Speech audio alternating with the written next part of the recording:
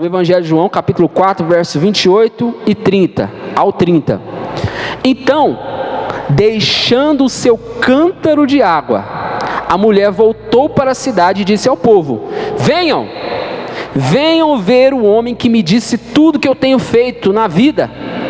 Será que ele não é Cristo?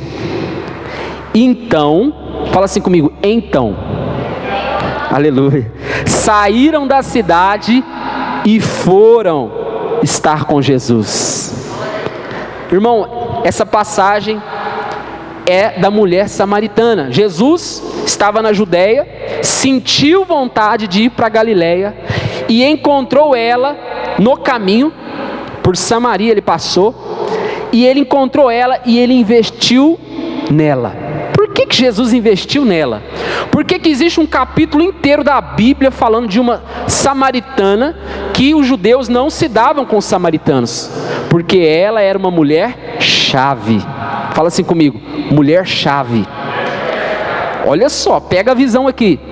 Jesus, ele começou a tratar ela, ele curou ela espiritualmente ali, na alma.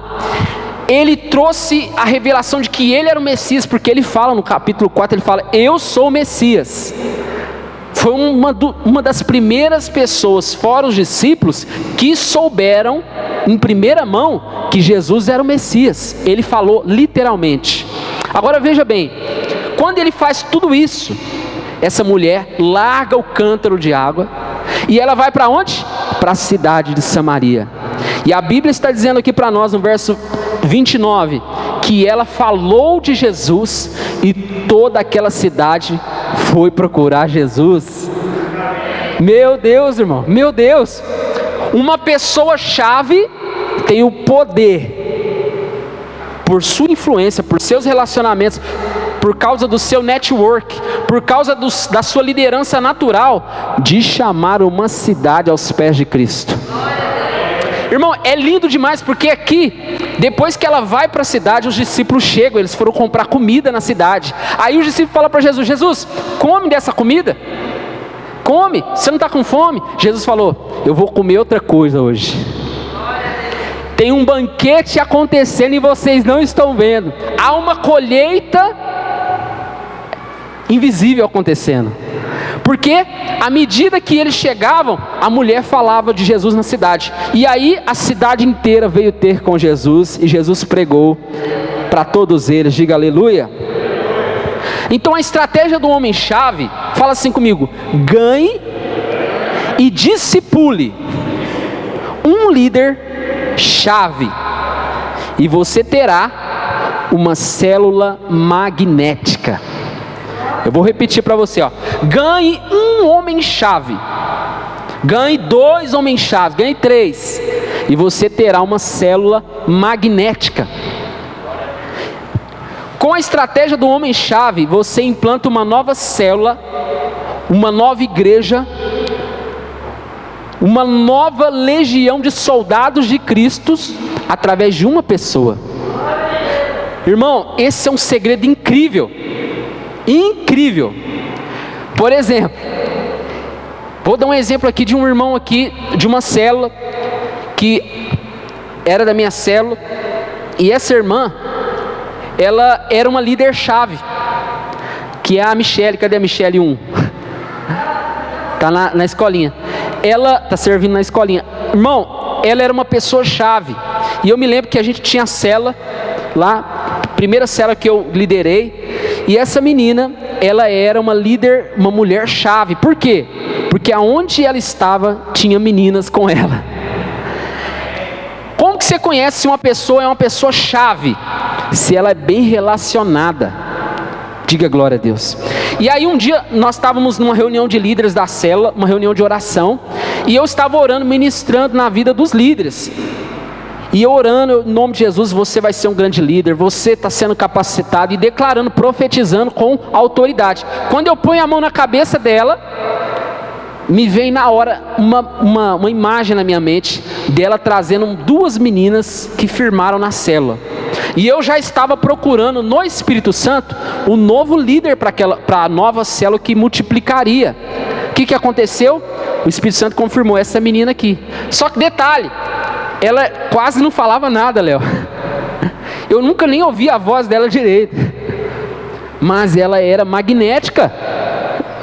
Ela era uma mulher-chave.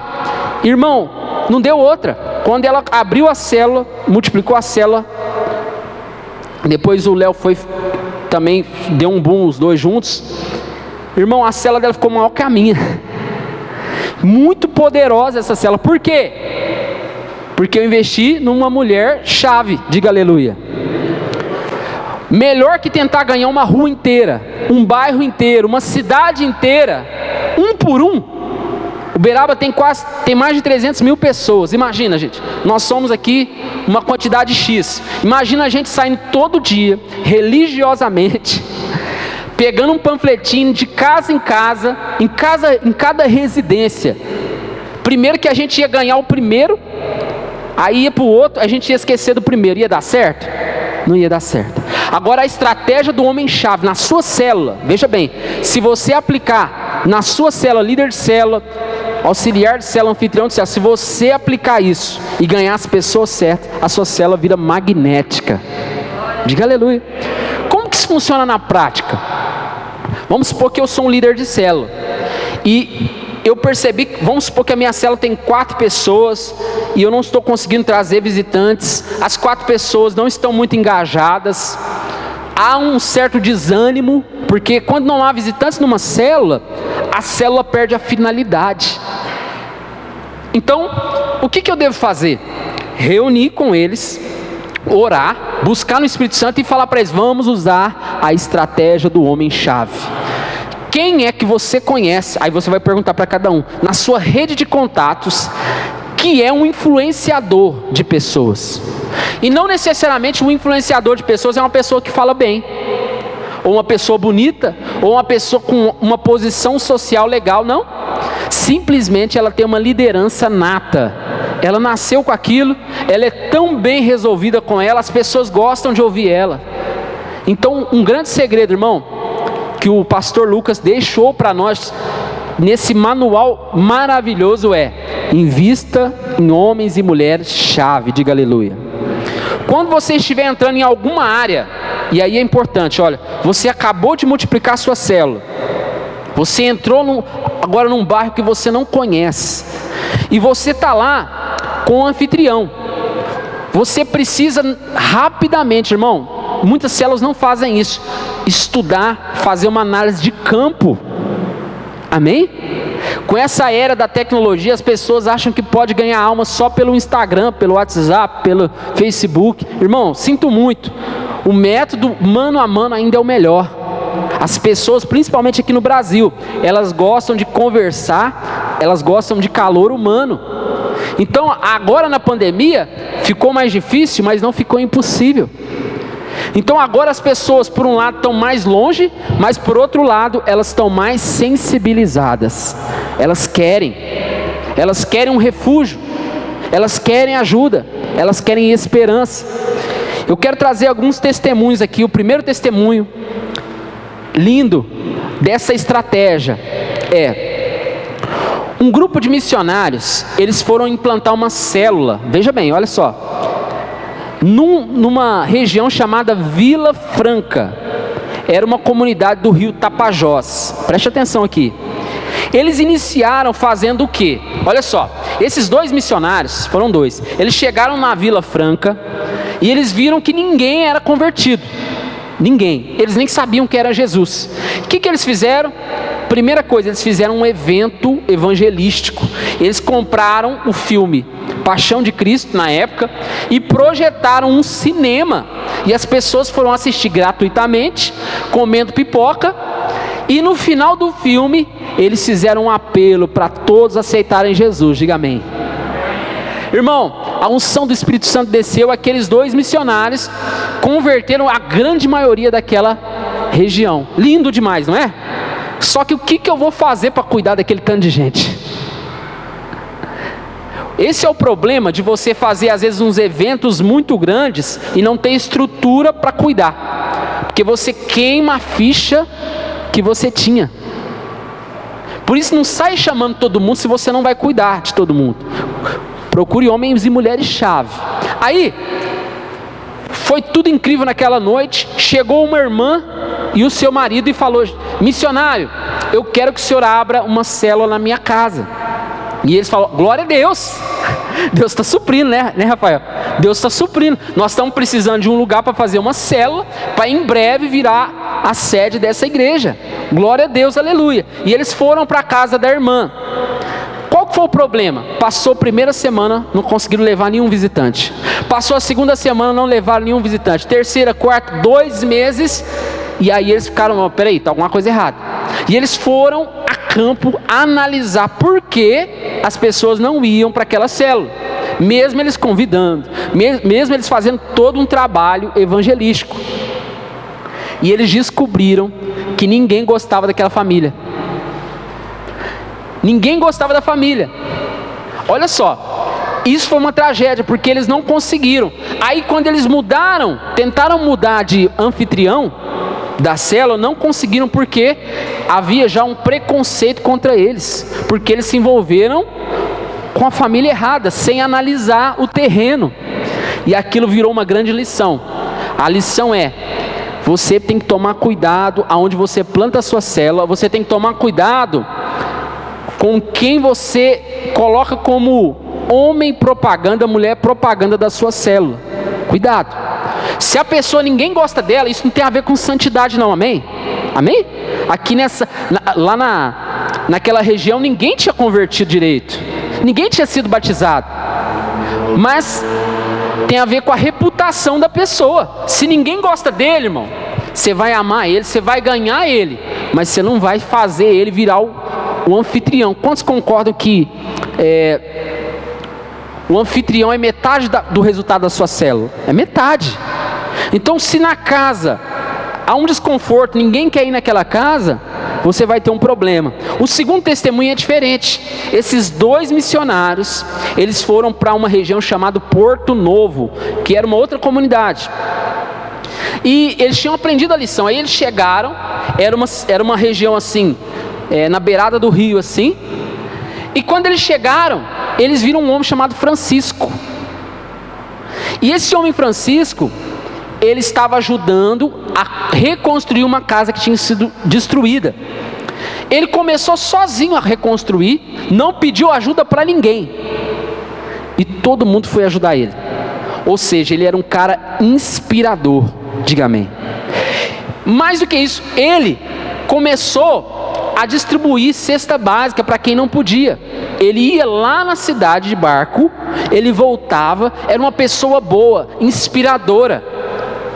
Irmão, só que tem um detalhe: esse cara tinha sido preso 16 vezes. Ele tinha sido preso 16 vezes, mas ele era um homem-chave. E aqueles homens missionários reconheceram: esse cara é um homem-chave, vamos investir na vida dele. E eles começaram a investir, irmão. Eles ficaram praticamente 2 meses para ganhar o cara para Jesus, para trazer, para ganhar a confiança dele, para apresentar a carta de Jesus da salvação, para começar a ganhar o coração deles. Depois de 2 meses, aquele homem abriu a porta da sua casa, e lá hoje é uma das maiores igrejas dentro de comunidades ribeirinhas. Diga amém. Amém? Olha o poder de encontrar uma pessoa chave. Qual que tem sido o problema das células? De algumas células, não todas. As pessoas estão investindo tempo demais no geral, quando na verdade, como nós temos pouco tempo de vida, nós temos que usar, tem que acertar no alvo, amém? Você não pode errar. Então, por isso que eu digo, para a pessoa para ter investimento nela, investimento assim, de dedicar, de trabalhar com ela, essa pessoa tem que ter uma virtude, porque a Bíblia diz o seguinte, lá em Mateus 25, quem tem, mais lhe será dado, quem não tem, até o que tem, lhe será tirado. E o final, lá no verso 30 de Mateus 25, diz o seguinte, lá no final, quando Jesus voltar, aquela pessoa perderá tudo e será entregue o prêmio que era para ela, para aquele que fez mais. Diga amém. O que significa isso? Irmão, invista nas pessoas com estratégia. Diga aleluia. Quando Paulo encontrou Timóteo, foi estratégico. Quando Pedro começou a fazer de Marcos, João Marcos, o seu ajudante, ele foi estratégico. Diga aleluia. Quando Jesus ganhou Filipe, ele estava ganhando um homem-chave que ganharia Natanael. Diga aleluia. Tudo na Bíblia, eu falei, nós fizemos uma vigília, né, nessa segunda-feira com os meus discípulos, e eu falei bem para eles, falei, olha, tudo na obra de Deus tem que ser intencional. Essas luzes, a parede preta, a atmosfera de adoração, tudo é intencional para que Deus seja exaltado. Tudo é intencional da hora que a pessoa entra até a hora da pessoa sair. Diga aleluia. O terceiro exemplo dessa estratégia foi um outro grupo de missionários que chegou numa aldeia muito remota. Lá dentro não tinha como nem chegar de barco, tinha que chegar de avião, aqueles aviões que pousam no rio, sabe? E eles pousaram e eles foram conhecer que tinha muito mais comunidades. Para você ter uma ideia, a bacia amazônica, só de território, ela tem metade do território dos Estados Unidos. Pra você ter uma ideia. Então é muita gente morando que nunca ouviu falar de Jesus, que tem outros deuses. E eles chegaram num lugar e eles encontraram uma aldeia menor que tinha um pajé. E o pajé é o curandeiro, né? E ali estava tendo um surto de...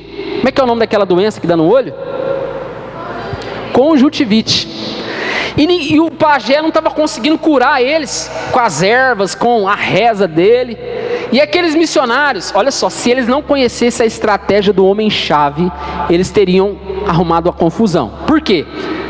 Muitos iam falar assim, vamos mostrar que a gente é de Deus. A gente pega o remedinho, que é aquele, como é que fala, gente?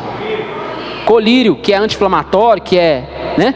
A gente fala que nós temos o remédio. Aí as pessoas, em vez de ir no pajé, adorar um outro Deus, elas vão vir adorar Jesus. Mas essa seria a estratégia errada.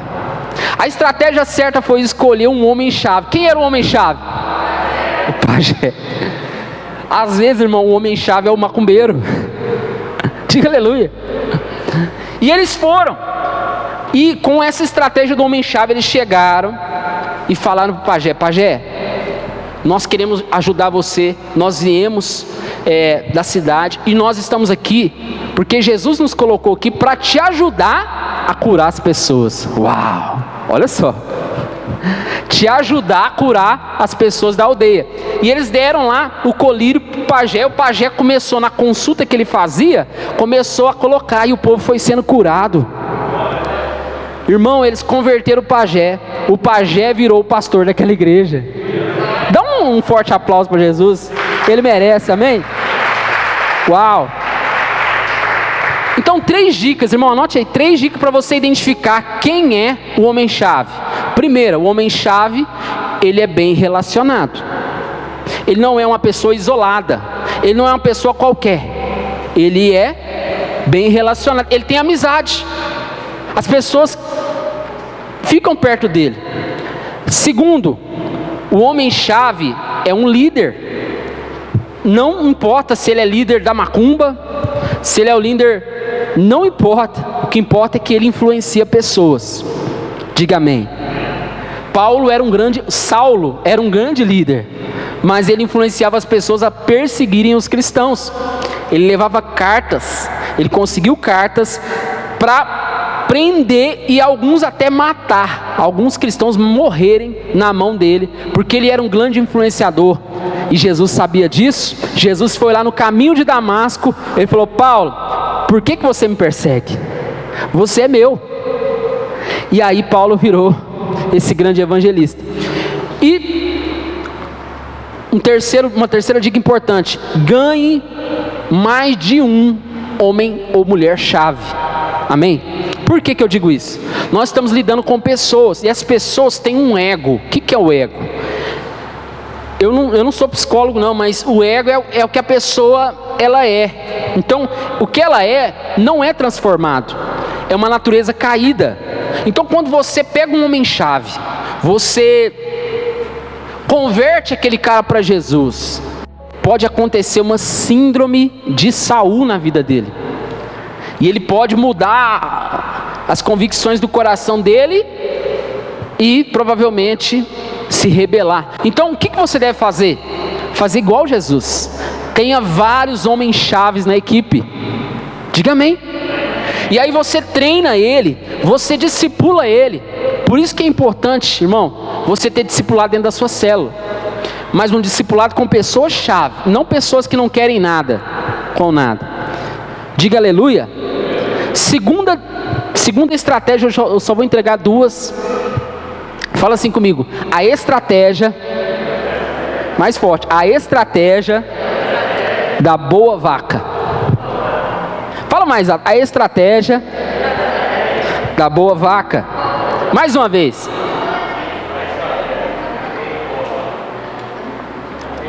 Estranho isso aí, né? Quem achou estranho isso? Estranho, né? Irmão, eu confesso que quando eu peguei o manual de operações de implantações de células, igrejas e tudo mais, eu falei, mas aí depois eu lembrei que na visão tem o purê de batata. Eu falei, não, deve ser profundo. Quanto mais esquisito o nome, mais poderoso. Então, vamos lá. A estratégia da boa vaca. Abra comigo em João capítulo 15, verso 16. João capítulo 15, verso 16 diz assim, ó. Abra aí. João capítulo 15, no verso 16. Quem achou, diga amém. Diz assim, ó: vocês não me escolheram. Isso aí é uma verdade. Jesus está falando, olha, quem falou que foi vocês que me escolheram? Eu vos chamei para irem. Opa, então nós temos um problema aqui. Jesus não chamou a gente para ficar só na cadeira. Ele nos chamou para depois a gente ir. E produzirem. Opa. Então quando Jesus te chama, além dele te chamar para ir, ele te chama para ser uma árvore frutífera. Conhecer a Deus e ter filhos para Deus. Diga, conhecer a Deus e ter filhos para Deus. E ele fala, e produzir frutos duradouros. Aleluia. Discipulado. Para ser duradouro, discipulado. Para que o Pai lhes dê tudo que pedirem em meu nome. Quando você fizer isso, você vai ter autoridade. A sua voz vai ser a voz de Deus. Você vai falar para o céu fechar e vai fechar o céu. Vai parar de chover. Vai curar. Diga aleluia. Pode perceber, irmão, uma pessoa que tem frutos com Deus, ela tem autoridade. Então nós estamos vendo uma promessa aqui, ó. Agora tem um segredo aqui que é a estratégia da boa vaca. Olha a estratégia, o resumo da estratégia. Anota aí, ó. Como uma boa vaca, os produtores rurais aí do plantão vão saber isso aqui. Cada célula que nasce, ou seja, que acabou de multiplicar, tem até 2 anos para crescer, o bezerrinho crescer e amadurecer. Após esse período, espera-se que a partir daí, esse bezerrinho ou essa célula tenha pelo menos um bezerro por ano. Diga amém. Ou seja, uma célula, vamos supor, a célula da irmã Cléia e do irmão Márcio. A célula de vocês, o ideal é que ela, em 2 anos, ela cresça e tenha maturidade suficiente. Maturidade. Nos 6 DNAs de uma célula, vocês já sabem, né? Vocês fizeram um TLC, vários requisitos, né? Aquilo é maturidade. Espera-se, depois de 2 anos, aí muitos vão falar, mas 2 anos é muito tempo, né? Não, peraí, veja bem. Quando você chegar a 2 anos, a partir do 3º ano, sua célula vai multiplicar 1 vez por ano, sem dificuldade. Quando um produtor rural, ele começa, um agropecuário, ele começa a fazer isso, ele investe naquele bezerrinho e ele espera que em 2 anos, de 2 a 3 anos, aquele bezerrinho, ele comece a gerar outros bezerrinhos e sem perder aquele bezerro. Diga aleluia. Uma multiplicação sustentável. Agora, olha o que a Bíblia diz. Não foi vocês que me escolheram, eu vos escolhi para produzirem. Então, peraí. Jesus nos chamou, não fomos nós que chamamos Jesus, Ele nos chamou. E Ele nos chamou com uma finalidade. Eu chamei vocês, mas vocês vão... Isso fala de projeto. Na sua célula, irmão, quando você começa uma célula, você já tem que falar para as pessoas: Jesus está te chamando, mas não é para ficar aqui, é para você ir. Veja que muda a filosofia de uma célula. A cultura de uma célula, ela é temporária, porque todo mundo aqui é temporário, porque Jesus está voltando. Então nada é estático, tudo se movimenta. As células no seu corpo se movimentam. Então veja bem, eu te chamei para você ficar um pouco, para depois eu te enviar. Quando eu te enviar, você vai produzir. E o seu fruto, ele não vai morrer, ele vai permanecer. Vai ficar você, o seu fruto, o fruto do seu fruto, o fruto do fruto dele, e a bênção vai acontecer na região de Uberaba. Agora, isso é lindo, aplauda a Jesus. Dê para ele uma forte salva de palmas. Amém? Agora, é lindo demais, irmão. Mas como fazer um negócio desse? Porque você falou, nossa, realmente faz sentido, né? Agora, como fazer isso? Adaptado para células. Então vamos lá. Uma célula que acabou de nascer tem até 2 anos para transformar aquela célula num fundamento forte, porque ela vai sustentar outras células. Não é uma pirâmide onde você multiplica e a célula filha sustenta a mãe. É o contrário. É a célula mãe que multiplica e sustenta a filha, e assim por diante. Então, os construtores sabem, para você fazer um arranha-céu, você vai precisar de uma fundação profunda. Por isso que precisa de 2 a 3 anos. Agora veja bem, se a sua célula tem de 2 a 3 anos e ainda não está com todo o DNA correto, com as fundações, com o treinamento, você precisa começar o que eu vou te falar aqui agora. Primeiro, comece a ganhar homens e mulheres chave. Comece a ganhar gente que realmente quer alguma coisa, realmente quer fazer alguma coisa. Comece a ganhar pessoas. Ah, mas e as pessoas que estão comigo? Invista nelas. Pode ser que você tenha um homem-chave lá e você não ativou ele, você não ativou ela. Diga amém. Então, só que você precisa, irmão, entender que célula tem uma finalidade: ganhar almas e cuidar bem delas. Então, toda reunião de célula tem que ter visitante. Toda reunião de célula tem que ter visitantes, porque senão perde a finalidade. Diga amém. Segunda coisa, torna aquela célula um lugar atraente. As pessoas têm que ser atraídas. Como? Primeiro pelo homem-chave. Porque o homem-chave, ele vai fazer o quê? Ele vai ser um imã. As pessoas vão chegar. Agora a pergunta é: as pessoas vão ficar? Esse dia eu acompanhei uma célula, irmão, e foi assim tão poderosa ontem. Esses dias, foi ontem. Assim, eu acompanhei um pedaço de 2 células ontem. E foi tão poderoso que assim, eu fui muito abençoado. Eu fiquei lá só para dar uma olhada, né? Mas eu fui ministrado. Diga amém. Aí, olha que legal. A pessoa chega lá, o homem-chave traz ela. Talvez o líder tem que ser um homem-chave, lógico, né? O líder ou o líder de treinamento trouxe pessoas, e as pessoas têm que sair de lá impactadas, irmão. Você só tem uma chance. A ciência do neuromarketing fala que em 7 segundos se cria um preconceito. Você tem 7 segundos. Você tem uma célula, uma oportunidade para fazer tudo valer a pena para aquela pessoa. Irmão, faça uma célula linda, treine as pessoas. E esse é o terceiro ponto para você fazer aquela vaca virar uma vaca boa, uma boa vaca. Treinamento e discipulado geracional na célula. Eu tenho dito isso muitas vezes. Se você tem uma estrutura de 2 gerações de discipulado dentro da sua célula, você tem 3 células dentro da sua célula. A conta é muito simples. Vamos supor que eu discipulo 3, e cada um dos 3 tem 3. Meu Deus, eu tenho 3 células mais a minha. Diga aleluia. Eu tenho 3 células dentro da minha célula. Isso é lindo demais. Então essa é uma forma de você fazer aquela vaquinha ter maturidade. E o outro é treinamento, irmão. As pessoas não aprendem nada sozinho, ninguém. A pessoa fica 12 anos na escola para aprender o ensino básico, mais 4, 5 anos na faculdade, mais 2 anos numa especialização, mais 3 anos num mestrado, mais 3 anos num doutorado, mais 3 anos num pós-doutorado. Aí as pessoas abrem uma célula, o líder abre uma célula e acha que todo mundo já sabe. Faz aí o louvor, faz aí a dinâmica. Amém? Não dá. Treinamento. Diga aleluia. E por fim, irmão, depois que você tem isso, fala assim comigo: espera-se que todo ano haja uma multiplicação. Todo ano tem que ter multiplicação se você alcançou esse nível. Diga amém. E foi assim que aquela foi se tornando uma das maiores igrejas do mundo.